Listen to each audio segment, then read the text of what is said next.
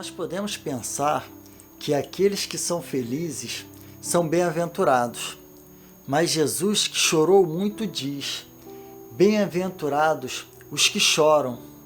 Fique conosco, pois é desta bem-aventurança que falaremos agora.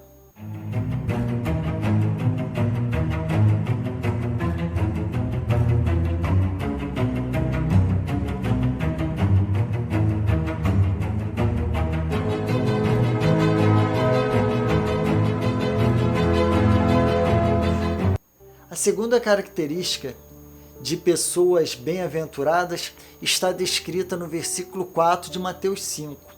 Mas leiamos os versículos 1, 2 e 4. Vendo as multidões, Jesus subiu ao monte e se assentou. Seus discípulos aproximaram-se dele. E ele começou a ensiná-los, dizendo: bem-aventurados os que choram, pois serão consolados. Esta é outra bênção aparentemente estranha e adequadamente segue a anterior. Os pobres de espírito estão acostumados a chorar pela nossa natureza pecaminosa, pelas vezes que caímos no caminho e entristecemos o Espírito Santo. John Wesley, em seu livro Sermão do Monte, nos diz que não podemos imaginar que essa promessa é para aqueles que choram por alguma circunstância terrena. Não é para aqueles que estão tristes ou sobrecarregados por conta de algum problema ou desapontamento terreno. Não se aplica aos que sofreram a perda de reputação, amigos ou fortunas. Também não podem reclamar este conforto aqueles que se afligem intencionalmente. Verdadeiramente, Jesus se refere aos que choram por Deus. São aqueles que, com o agir do Espírito Santo em suas vidas, com arrependimento sincero, choram por ter perdido a alegria espiritual que já tiveram um dia, por anteriormente terem perdido o poder perdoador de sua palavra e assim não sentirem o sabor do mundo bom que está por vir. Mas Matthew Henry diz que existe um pesar gracioso que se qualifica como uma bem-aventurança, uma seriedade habitual em que o pensamento está mortificado para as alegrias passageiras deste mundo e se volta a um verdadeiro estado de contrição. É certo que esta aflição presente não é prazerosa, é deplorável. Entretanto, pode dar um fruto pacífico aos que são por ela atacados. E devemos esperar o consolo que vem de Deus e recusar qualquer outro consolo do mundo, pois seremos consolados pelas consolações do seu Espírito Santo. Deus lhes dará uma esperança segura e duradoura, forte consolação por meio da graça. Devemos ter um pesar penitente pelos nossos pecados. Este é um pesar devoto, um pesar de acordo com Deus, um pesar pelo pecado, olhando para Jesus. Devemos sentir tristeza ao pecarmos, não apenas derramarmos lágrimas em nossos olhos, mas devemos derramar sim lágrimas na alma, no profundo do coração. São lágrimas do coração que demonstrarão para Deus o nosso sincero arrependimento em termos pecado contra aquele que nos amou primeiro. Chorar por entristecer o Espírito Santo que habita em nós. E este é um sinal de que ele ainda habita em nós. Mas se nada sentirmos ao pecarmos, quando o pecado se torna algo tão banal para nós, tão corriqueiro, que chegamos ao ponto de não mais nutrirmos uma tristeza em nós, é sinal de que nós afastamos o Espírito Santo e precisamos urgentemente de clamar por sua presença em nossas vidas. E estes são os que choram por Deus, que vivem uma vida de arrependimento neste nosso processo de santificação, que lamentam a corrupção na sua natureza e as muitas transgressões, e o que deixaram de receber de Deus por não estarem em sua presença. E que aqueles que, em consideração à honra de Deus, choram pelos pecados dos outros. Um pesar solidário pelo sofrimento dos outros. O pesar daqueles que choram com aqueles que choram. E especialmente aqueles que olham com compaixão para as almas que perecem e choram por elas, como Jesus chorou por Jerusalém.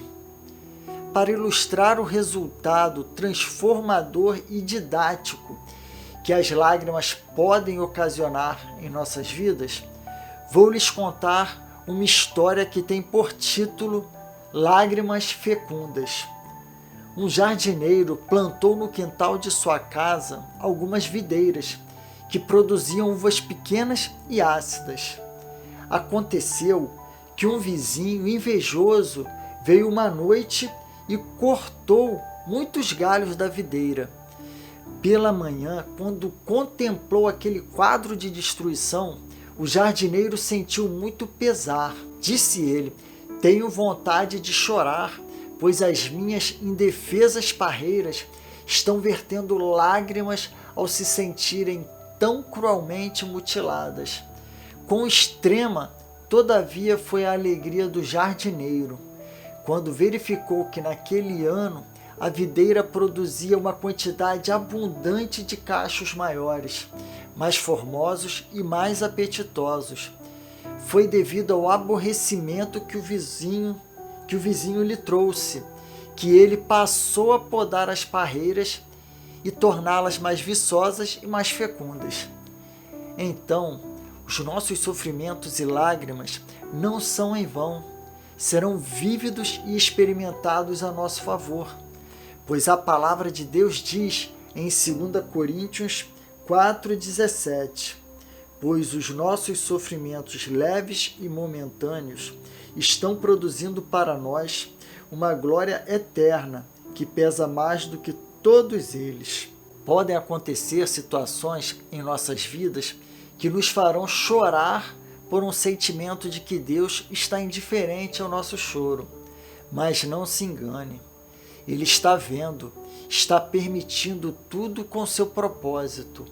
Mas nós podemos passar por este processo de chorar por causa de um Deus que parece ausente e recuperar a alegria de sua presença. E isto parece repetir aquilo que Jesus disse na noite anterior à sua morte.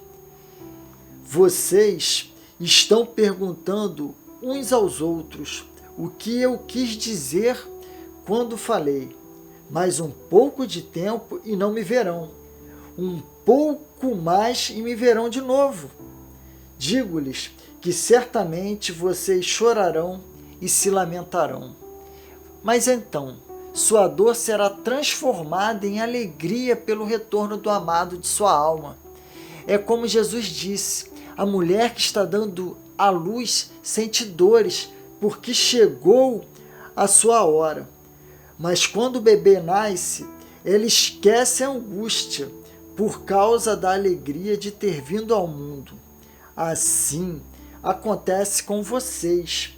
Agora é a hora de tristeza para vocês, mas eu os verei outra vez, e vocês se alegrarão, e ninguém lhes tirará esta alegria. Esse choro, portanto, chega ao fim e se perde na alegria santa pelo retorno da presença de Deus.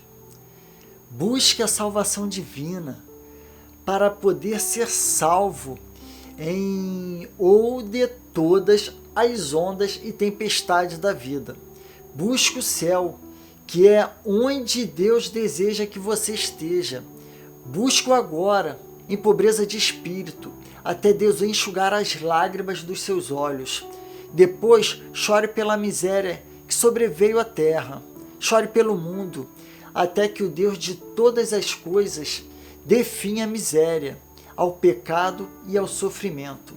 Virá um tempo em que Ele enxugará todas as lágrimas. Será aquele dia em que o conhecimento de Deus cobrirá a terra como as águas cobrem o mar. Felizes, portanto, são os que assim choram. se esperarem no Senhor e não se afastarem dele, serão consolados. Aqui termina o estudo sobre a segunda característica de pessoas bem-aventuradas. Continue conosco e assista aos outros vídeos desta série. Não se esqueça de agora mesmo curtir o vídeo, compartilhar e marcar o sininho, para não perder os próximos vídeos. Que a graça e o amor e as consolações de Deus sejam com todos que nos acompanham e querem cada dia mais conhecer Jesus.